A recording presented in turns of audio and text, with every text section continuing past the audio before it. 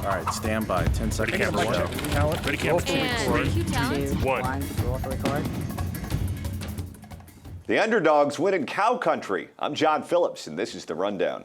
Ted Cruz won the Republican primary in Wisconsin with 48% of the vote. Businessman Donald Trump came in second with 35%, and Ohio Governor John Kasich came in third with 14%. Cruz gets 36 delegates, Trump gets 6, and Kasich gets not up. On the Democratic side, Bernie Sanders beat Hillary Clinton 56% to 43%. He gets 47 delegates to her 36 delegates. Sanders said in his victory speech, quote, "We have now won 7 of the last 8 caucuses and primaries, and we have won almost all of them with overwhelming landslide numbers," end quote. Hillary tweeted her congratulations. Trump was a little less gracious in losing, releasing a biting statement which said, in part, "Donald J. Trump withstood the onslaught of the establishment yet again. Lion Ted Cruz had the governor of Wisconsin, many conservative talk radio hosts, and the entire party apparatus behind him. Not only was he propelled by the anti-Trump super PAC spending countless millions of dollars on false advertising against Mr. Trump, but he was coordinating with his own super PACs, which is illegal, who totally control him. Ted Cruz is worse than a puppet. He's a Trojan horse being used by the party bosses attempting to steal the nomination from Mr. Trump," end quote.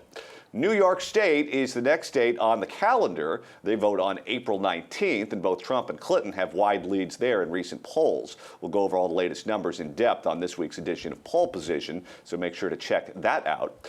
And here's the question. Will Hillary and Trump regain their momentum in the Empire State? Does Cruz's win in Wisconsin guarantee a contested convention? And will Trump succeed in labeling Cruz as the establishment candidate? To explore these questions and much, much more, we're joined by our pal Scott Ott from his home studio in Dallas, Texas, and here in Southern California, stand-up comic, PJTV contributor, and playing her today, the one and only Mr. Steven Cruiser. We'll start with you, Cruiser.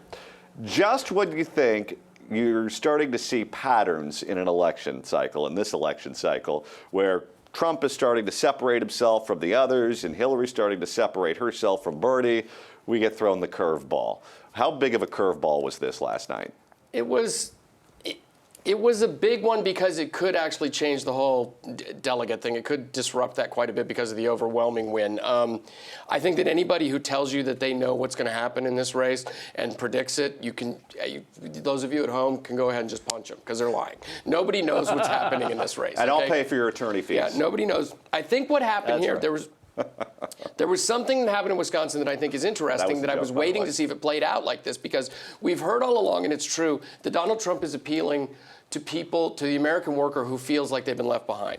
You know, the average Joe who's been out there struggling to find employment. In Wisconsin, thanks to what Scott Walker's been able to pull off, the workers aren't as disgruntled in that state anymore. So it kind of lends credence to what's been working for Trump all along, too, because people are getting jobs in Wisconsin. Employment is up there. Everything. So that demographic that's been doing so well for him in so many parts of the country wasn't there like it in Wisconsin like it is in other states, because the workers are in better shape there now. They've gone right to work. Work is up. Manufacturing jobs are up. All the economic indicators that make people feel disgruntled aren't in place in Wisconsin. Scott, you live in Texas now, but you're a son of Pennsylvania. Let's go over some of the results we've seen in the Midwest. We had Marco Rubio win in the state of Minnesota. We had Donald Trump win in Illinois and Michigan. We had Ted Cruz win in Iowa and then Wisconsin. And we had John Kasich win in his home state of Ohio. There's no rhyme or reason or pattern to what's going on in the Midwest at all. Why is that? People are people, you know. I think that you can't, as Cruiser said, once you get past Cruiser's alluring vocal fry today, you get to the heart of what he said, is that anybody who tells you that they can predict what's going to happen in this race is insane. And so I think what's happened over the course of weeks and a couple of months has been that the nature of the race itself has changed. The number of competitors has changed. The math, the various scenarios of getting to 1237 have changed, and the possibility of a contentious convention. All of that stuff has altered over time. It'll be very interesting to see what happens when they get back to my birth state of Pennsylvania. because, I believe there are 71 delegates available there. Kasich is performing fairly well in the polls, although the polls I've seen don't have him ahead of Trump, but they have him doing fairly well. And I think it would behoove Cruz at this point to have Kasich put on a good performance in Pennsylvania and to have Cruz exceed expectations, because all of that denies Trump the elixir of life that he needs and takes it to the convention where there's a better chance that saner minds will prevail. Let's play the hypothetical game with the convention in Cleveland here for a second. There are two scenarios that could happen if nobody goes in there with 1,237 delegates. There's a contested convention, which is where no one goes in there with the majority of delegates, and the candidates that have been running, the candidates whose names have been on the ballot, work it out among themselves, and their delegates determine who the nominee is. And then there's a brokered convention, which is different from a contested convention. A brokered convention is where it isn't resolved on the first ballot. It takes many ballots, and the party elites, the party bosses, the big moneyed people step in and say, all right, this is how it's going to be. And you could end up with a nominee who never even ran in the primaries or caucuses.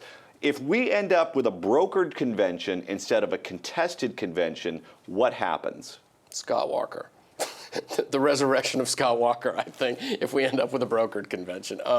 I think that's the one everybody's most disappointed didn't make it this far, and I think that's the one people would start to look to after a while, maybe. Not Paul Ryan? Not Paul. I don't think the Paul Ryan thing's going to fly at all. I know they like to talk about that. It's the fashionable choice. I don't think look, I'll tell you this right now. If you want to see people jump and ship in a hurry, bring some of the stink from 2012 onto the ticket this year. I mean, nobody wants anything that evokes memories of the 2012 election, including the Veep slot on that ticket. So I think that would be the biggest mistake the Republicans could make, was to bring forth Paul Ryan.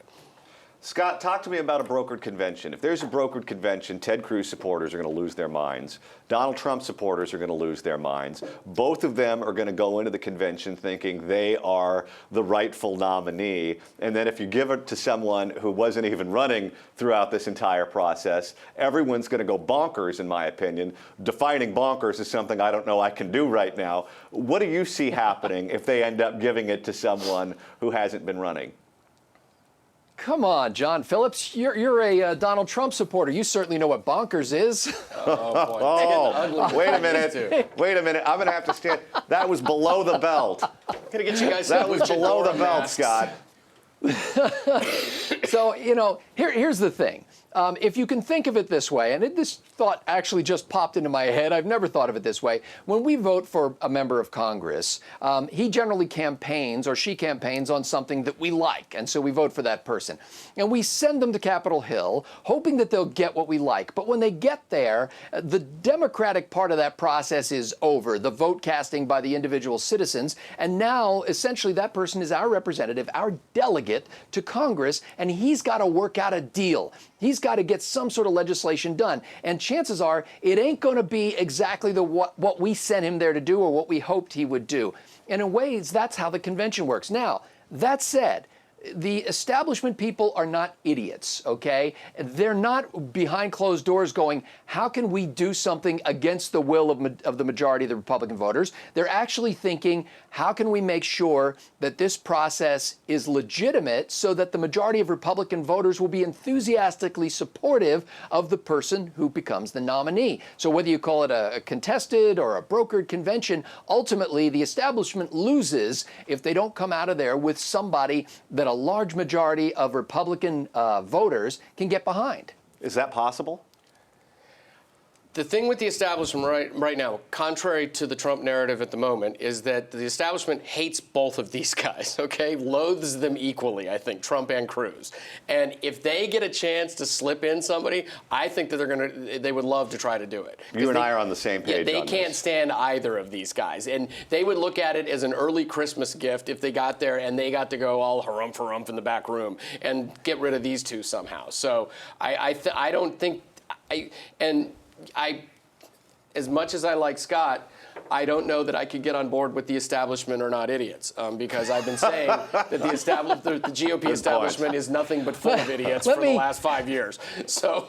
Can I clarify my remark to say I'm not saying that the establishment would would back the right horse in this race. But what I'm saying is their thought process is not, how can we slip in somebody who's a guaranteed loser with the Republican base? Their thought process is, how can we get somebody in there who has enough support from the Republican base, and we can also win over some squishy Democrats and independents. So they may make the wrong choice when it comes to that, but they have to be thinking about winning. They don't care about principle. They care about winning.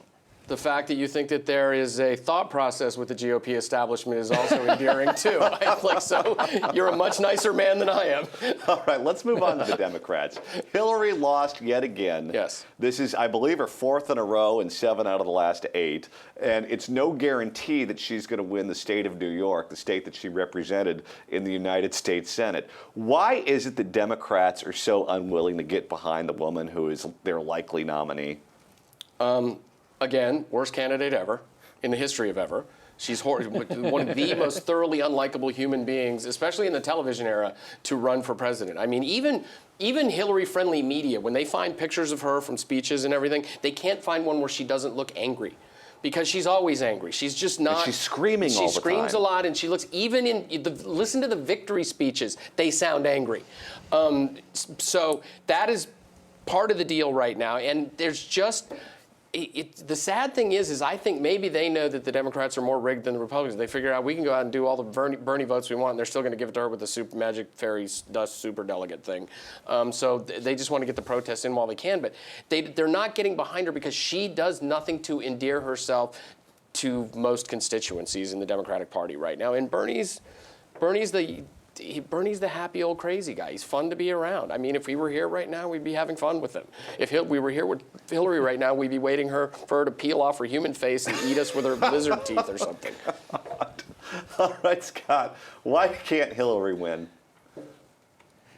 Well, you know, this is an interesting race because on one side you have a crazy socialist, gray-haired geezer who's going to raise your taxes and who's always shouting at you. And on the other side you have Bernie Sanders.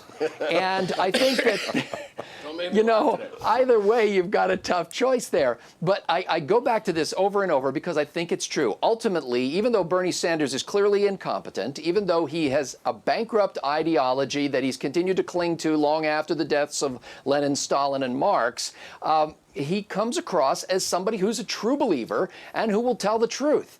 And somebody you don't think is going to be working a deal behind the scenes with the top donors of the Clinton Foundation to make sure that everybody's happy all around and have a golden parachute on the way out. You get the sense that when Bernie Sanders leaves the White House, he's going to leave in a Prius. Now, my understanding is he actually drives a really hot sports car, but the impression is that he's going to leave 9,000 years old. He's going to leave in a hearse.